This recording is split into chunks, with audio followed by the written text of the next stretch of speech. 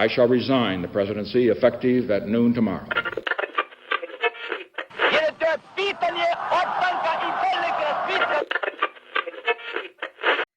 Sejam todos e todos muito bem-vindos a mais um episódio de Mundo de História. E no episódio de hoje eu vou falar um pouco sobre o massacre de Punjab, um massacre que ocorre no século XX, na atual Índia, e fortalece muito os momentos pela independência da Índia. E antes de começar, só quero fazer aqui um pedido de desculpa, que eu acabei não postando episódio semana passada do podcast, por conta da eleição, acabei ficando muito preso na eleição e tudo mais, acabou não dando pra gravar. Mas daqui pra frente, sempre que possível, lançarei um episódio por semana. Para nós falarmos do massacre de Punjab, nós temos que falar antes sobre a Primeira Guerra Mundial, pois foi a Grande Guerra que levou a Grã-Bretanha a instaurar na Índia uma série de medidas repressivas que teoricamente serviriam para combater atividades subversivas. Mas, obviamente, também podia ser usado para combater qualquer tipo de movimento contrário aos interesses britânicos. E mesmo com o final da Primeira Guerra Mundial, as medidas não foram retiradas, o que tornava o clima na Índia um pouco tenso, deixava a população indiana mais revoltada contra a sua metrópole. E é interessante que em 1818 o parlamento britânico foi recomendado a adotar um autogoverno local para a Índia. A Índia não seria independente, continuaria sendo subordinada à Grã-Bretanha, mas teria um governo feito por indianos, não por britânicos. Uma, uma dica, uma sugestão foi ignorada pelos britânicos. E no ano seguinte, para o horror dos indianos, as medidas não foram retiradas e ainda foram pioradas por meio dos atos de Rowlatt. Esses atos fizeram esse ato aumentou ainda mais a indignação indiana por dois pontos. O primeiro é que indivíduos poderiam ser presos por alguns crimes políticos e não serem julgados por um júri, e havia, no geral, permissão para prisões sem julgamento. Ou seja, o básico da justiça, que é o direito de ser julgado, que te garante o direito de se defender, e o julgamento por um júri, que faz parte de vários trâmites legais, foram negados aos indianos. O que aumentou ainda mais a revolta indiana, principalmente na região do Punjab, uma região mais ao norte da Índia. Afinal de contas, eles estariam perdendo direitos básicos que os britânicos tinham, que todas as pessoas da Europa, como todo, a maior parte, teriam. Então por que eles não tinham? Por que eles tinham que ser tratados como inferiores? As tensões na Índia aumentaram ainda mais em Amritsar, quando surgiu um boato que o líder local seria preso pelos britânicos. Esse boato levou uma violenta reação da população, que fez uma manifestação energética, pode-se dizer, e o próprio Gandhi chegou a convocar uma greve geral na colônia. O Gandhi, na época, não tinha tanta fama, mas já estava aparecendo como um possível líder separatista, possível líder defensor da independência indiana. E os britânicos, após essa ação dos indianos, aumentaram ainda mais a repressão. Eles mandaram o general Harry Dyer para, com muitas aspas, controlar a situação, ou seja, reprimir qualquer manifestação. E o que aconteceu? O Dyer e os britânicos como um todo proibiram o direito à manifestação e o direito a encontros públicos. Ou seja, mas os direitos que fazem parte do cotidiano das pessoas como um todo já foram proibidos. Não bastando serem reprimidos na questão da justiça, agora também estão sendo reprimidos de maneira mais pública, de maneira mais social, por assim dizer. Que obviamente não foi bem visto pelos indianos. Tanto que no dia 13 de abril de 1919, cerca de 10 mil indianos, homens, mulheres e crianças, se reuniram perdoe minha pronúncia, na Jallianwala Bagh, uma espécie de praça na região do Punjab e se reuniram para protestar. Mas vale ressaltar que algumas pessoas estavam nessa praça não para protestar, sim para comemorar o Festival da Primavera que acontecia nesse local. E essa praça, inclusive, ela tinha uma questão importante.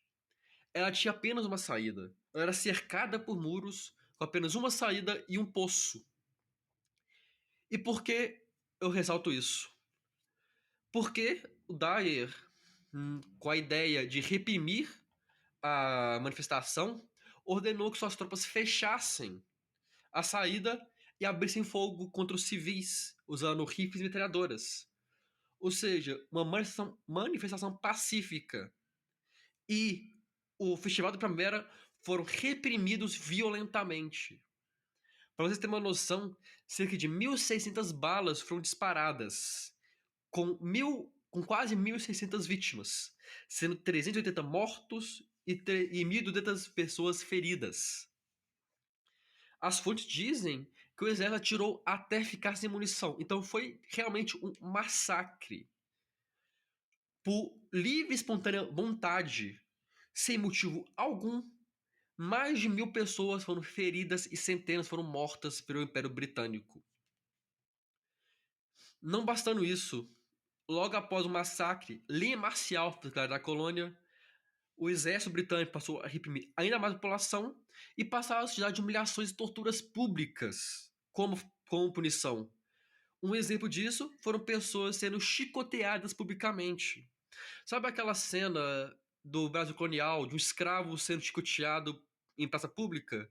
Os britânicos fizeram isso no século XX contra colonos deles, contra indianos, apenas por acreditarem que seria uma forma justa de punir. Se os britânicos não eram punidos assim, por que os indianos poderiam ser?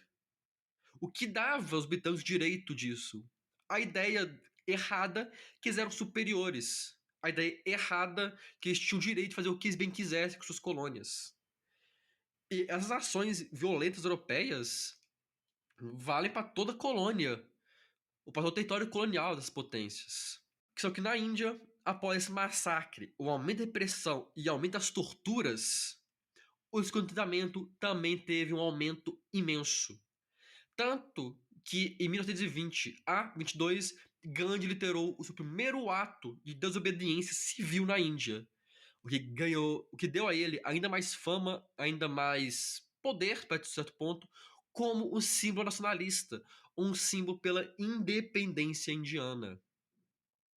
Por isso que eu falei que esse massacre, ele basicamente ou aumentou a chama dos movimentos da independência indiana, que de 30 anos depois, 30 e poucos anos depois, conquistam de fato a sua independência.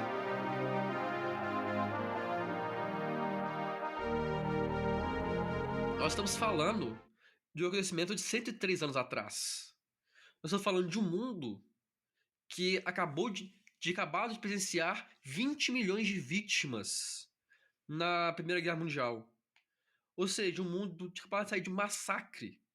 E mesmo assim, continuava selvagem. Os europeus, melhor dizendo, continuavam acreditando serem os donos do mundo e por isso achavam que tinham o direito de fazer o que eles bem entendessem. É interessante que na metrópole a reação foi bem diversa. Winston Churchill e alguns políticos condenaram as ações de Dyer e o forçaram a se aposentar. Mas a Câmara dos Lordes, que seria a Câmara Alta da Grã-Bretanha, presenteou o general aposentado com uma espada. Ou seja, mostrando, olha só, você fez um trabalho excelente na visão deles e merece um prêmio para isso. E na espada ainda tinha escrito Salvador de Punjab.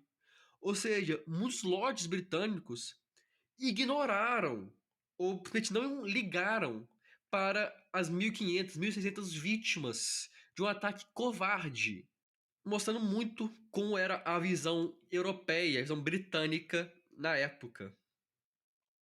E é interessante e revoltante ao mesmo tempo que civis, na época, fizeram uma vaquinha. E essa vaquinha foi dada ao Dyer como forma de agradecimento, como forma de se sustentar.